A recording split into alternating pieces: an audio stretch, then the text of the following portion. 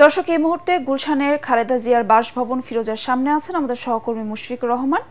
সেখানকার সবশেষ খবর জানতে সরাসরি চলে যাচ্ছি তার কাছে। মুশফিক, বিএনপির কেন্দ্রীয় নেতাদের মাঝে কেউ কি এখনো আছেন সেখানে, এবং সবশেষ আর কি খবর আছে আপনার কাছে?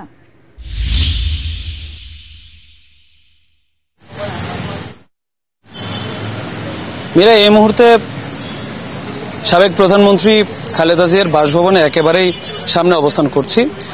কেন্দ্রীয় নেতাকর্মীদের কথা যেটা জিজ্ঞাসা করলেন, তারা কিন্তু দুপুরের পরপরই আসলে তাদের গন্তব্যের উদ্দেশ্যে চলে যায়। কিছু নেতাকর্মীরা বিকেল অবধি ছিলেন, তারপর আস্তে আস্তে তারা কিন্তু চলে যেতে থাকেন।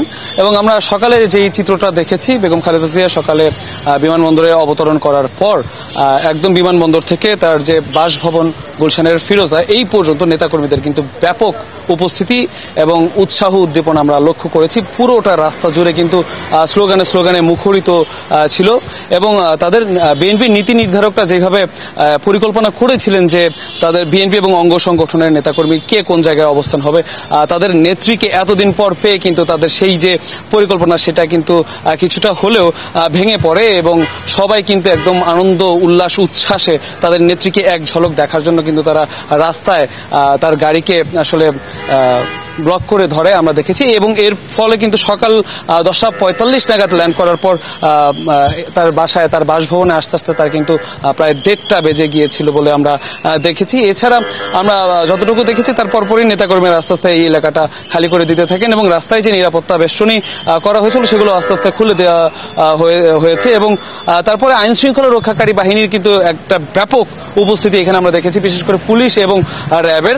এবং সন্ধ্যা 6টা নাগাদ বিএনপির ভারপ্রাপ্ত চেয়ারম্যান তারেক রহমানের স্ত্রী ডক্টর জুবাইদা রহমান, তিনি কিন্তু তার মাকে দেখতে পান্থপথের একটি বেসরকারি হাসপাতালে গিয়েছেন।